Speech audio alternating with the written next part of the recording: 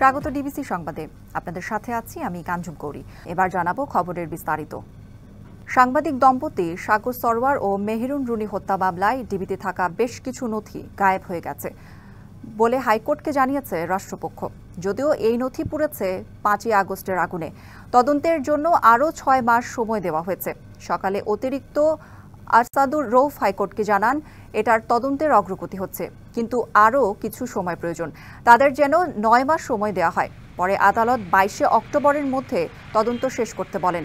এর আগে গত 30শে সেপ্টেম্বর তদন্ত থেকে র্যাবকে সরিয়ে স্বরাষ্ট্র মন্ত্রণালয়ের অধীনে উচ্চ পর্যায়ের টাস্ক ফোর্স গঠনের নির্দেশ দিয়েছিলেন হাইকোর্ট। একই সঙ্গে 6 এপ্রিলের মধ্যে প্রতিবেদন দাখিল করতে নির্দেশ দিয়েছেন। 2012 সালের 11 ফেব্রুয়ারি রাতে ঢাকার পশ্চিম রায়বাজারে সাংবাদিক দম্পতি মাছরাঙ্গা টেলিভিশনের বার্তা সম্পাদক সাগর সরওয়ার এবং এটিএন বাংলা জ্যেষ্ঠ প্রতিবেদক মেহেরুন রুনি তাদের ভাড়া বাসায় নির্মমভাবে খুন হন। পরদিন ভোরে তাদের ক্ষতবিক্ষত মরদেহ উদ্ধার করা হয়। রাষ্ট্রপক্ষ একটু বলার চেষ্টা করেছেন যে অনেক কিছুই ডিসঅ্যাপিয়ার হয়ে গেছে, অনেক কিছুই অনেক দিনের আগের নথি, অনেক কিছুই খুঁজে পাওয়া যায়নি। সিডি, ডিভিডি কোন জায়গার কি হয়েছে, মিসপ্লেস হয়ে গেছে, যথেষ্ট জায়গায় নাই, এই সমস্ত কথা তিনি বলেছেন। আমি প্রগ্রেস রিপোর্ট দেখেছি, তিনি প্রগ্রেস রিপোর্ট নিয়ে এসেছেন, আদালতের সামনে আমাকে দেখিয়েছেন। আমার সেটা প্রাথমিকভাবে দেখার সুযোগ হয়েছে। আমার মনে হয় তারা সিনসিয়ার ওয়ার্ক করছে, আর একটু সময় দিলে অসুবিধার কোনো কারণ থাকবে। মানবতা বিরোধী অপরাধ মামলায় জামায়াত নেতা এটিএম আজহারুল ইসলামের মৃত্যুদণ্ডের রায়ের বিরুদ্ধে রিভিউ শুনানি 6 মে পর্যন্ত মুলতবি করেছে আদালত। ওই দিন আপিল বিভাগের পূর্ণাঙ্গ বেঞ্চে শুনানি হবে। মঙ্গলবার সকালে প্রধান বিচারপতি ডক্টর সৈয়দ রেফাত আহমেদের নেতৃত্বে 4 বিচারপতির আপিল বেঞ্চ এ আদেশ দেয়। এটিএম আজহারুল ইসলামের মামলার আইনি জটিল প্রশ্নের ব্যাখ্যা দরকার আছে, তাই আপিল বিভাগের পূর্ণাঙ্গ বেঞ্চে শুনানি হবে বলে জানান আইনজীবী শিশির মনির। এদিকে মুক্তিতে দেরি হওয়ায় হতাশ নয় জামায়াত, তবে বিস্ময় প্রকাশ করেন দলের সেক্রেটারি জেনারেল মিয়া গোলাম পরওয়ার। মানবতা বিরোধী অপরাধের অভিযোগে 2014 সালের 30শে ডিসেম্বর এটিএম আজহারকে মৃত্যুদণ্ড দেয় ট্রাইব্যুনাল। এই রায়ের বিরুদ্ধে আপিল শুনানির পর 2019 সালের 31শে অক্টোবর মৃত্যুদণ্ড বহাল রাখে সুপ্রিম কোর্টের আপিল বিভাগ। 2020 সালের 19শে জুলাই খালাস চেয়ে আপিল বিভাগের সংশ্লিষ্ট শাখায় রিভিউ আবেদন করেছিলেন এটিএম আজহারুল ইসলাম। রিভিউ আবেদনে 14টি যুক্তি দেখিয়ে তার খালাস চাওয়া হয়।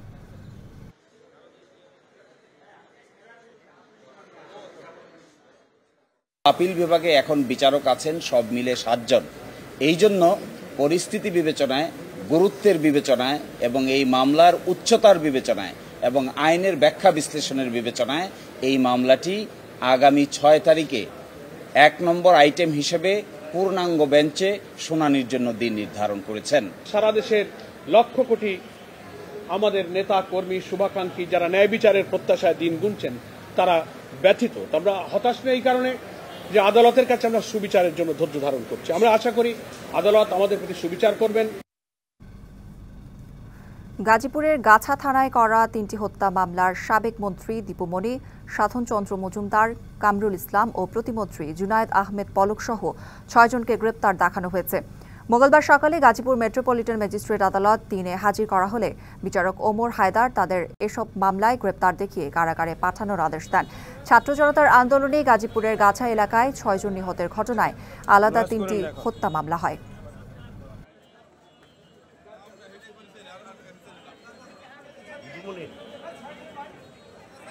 সংস্কার প্রশ্নে জাতীয় ঐকমত্য কমিশনের সাথে বিএনপির 3য় দফায় বৈঠক চলছে।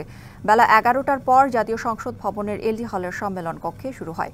বৈঠকে বিএনপির স্থায়ী কমিটির সদস্য সালাউদ্দিন আহমেদের নেতৃত্বে 3 সদস্যের প্রতিনিধি দল অংশ নিচ্ছে। বৈঠকের শুরুতে কমিশনের সহ সভাপতি ডক্টর আলী রিয়াজ জানান 15 দলের সাথে প্রাথমিক আলোচনা শেষ হয়েছে।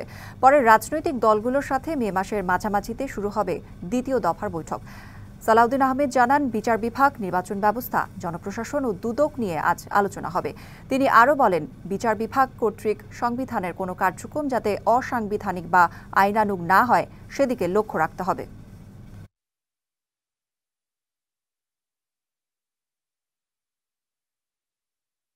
আমরা খুব দ্রুততার সাথে যাচ্ছি না এই জন্য যে এটা রাষ্ট্রের বিষয়, এটা রিপাবলিকের বিষয়, এটা সংবিধানের বিষয়, তাড়াহুড়োর কোনো বিষয় নয়।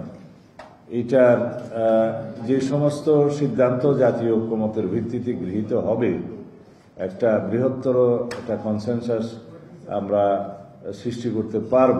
অনেক রাজনৈতিক দলের সাথে আলোচনায় আমরা অনেক জায়গায় ঐকমত্যের জায়গায় বা সামঞ্জস্যের ক্ষেত্রে আসছি, কোথাও কোথাও ভিন্নমত আছে, সেটাই স্বাভাবিক, এবং বিএনপিও ভিন্ন নয়। আমি আশা করি যে আজকে তৃতীয় দিনের মতো এই আলোচনায় বিএনপির সঙ্গে আলোচনায় আমরা এক ধরনের সমাপ্তি টানতে পারব।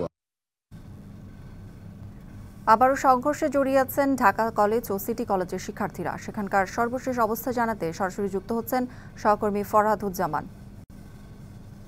ফরহাদ, কি নিয়ে বারবার এই দুই কলেজের ছাত্ররা সংঘর্ষে জড়াচ্ছেন জানাবেন।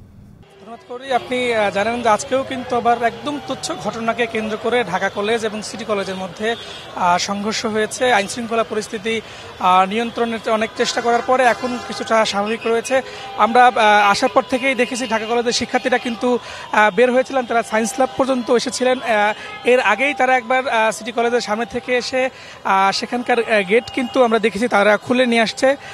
পাশাপাশি তাদেরকে পরিস্থিতি নিয়ন্ত্রণের জন্য পুলিশ কিন্তু তাদেরকে কলেজের মধ্যে দিয়ে আসে। এরপরেই সিটি কলেজের শিক্ষার্থীরাও কিন্তু আবার বেপরোয়া হয়ে ওঠে, তারাও কিন্তু বের হয়ে আসেন।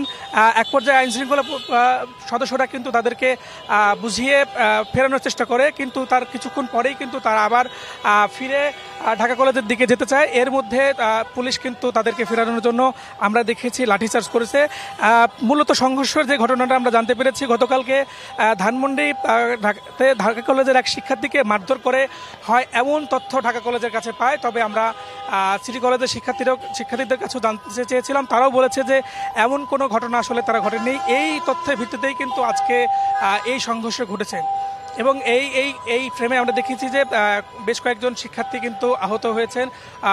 পুলিশ, ব্যাপক সংখ্যক পুলিশ কিন্তু এখানে রয়েছে। তবে এই এলাকা আজকে যেহেতু মঙ্গলবার সাপ্তাহিক বন্ধ থাকার কারণে যান চলাচল কিন্তু অতটা ব্যাহত হয়নি। এখন যান চলাচল কিছুটা স্বাভাবিক রয়েছে।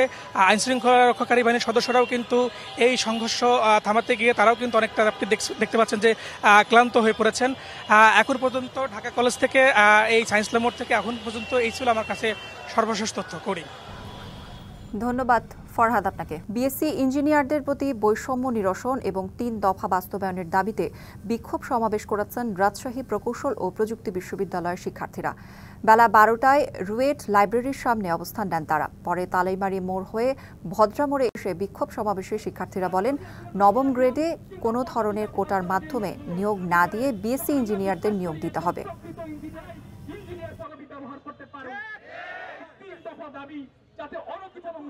এখানে ডিপ্লোমা, তারা হচ্ছে টেকনিশিয়ান পোস্ট, তারা হচ্ছে এইচএসসি সমমানের পর্যাদার, এবং তারা এখানে তাদের নামের পাশে টেকনিশিয়ান যুক্ত করবে। এখানে কোনো ধরনের ইঞ্জিনিয়ার পদবি তারা যুক্ত করতে পারবে না। বর্তমানে দশম গ্রেড বিএসসিদের জন্য উন্মুক্ত না, 100% হচ্ছে ডিপ্লোমার জন্য উন্মুক্ত। তো আমরা চাই যে দশম গ্রেড আমাদের বিএসসিদের জন্য উন্মুক্ত করা হোক এবং ইঞ্জিনিয়ারিং যে বৈষম্য, এই বৈষম্যটা দূর করা হোক। আন্দোলন, জনদুর্ভোগ সৃষ্টিকারী আন্দোলন আমরা করব না, আমরা করব সুষ্ঠু আন্দোলন এবং আমাদের দাবিটা হবে ন্যায্য দাবি। চীনের উপহারের ১,০০০ শয্যার হাসপাতালের সম্ভাব্য স্থান হিসেবে নীলফামারীকে নির্বাচিত করা হয়েছে বলে জানিয়েছেন রংপুর বিভাগীয় স্বাস্থ্য পরিচালক ডাক্তার হারুনুর রশিদ। মঙ্গলবার সকালে দারোয়ানি টেক্সটাইল মিলের কাছে ২৫ একরের খাস জমি পরিদর্শন করেন তিনি। এ সময় তিনি হাসপাতালটি সেখানে হবে বলে আশা প্রকাশ করেন। জানান, যোগাযোগ ও ভৌগোলিক অবস্থান বিবেচনায় চীনের উপহারের হাসপাতালটি স্থাপনের জন্য সেটি উপযুক্ত জায়গা।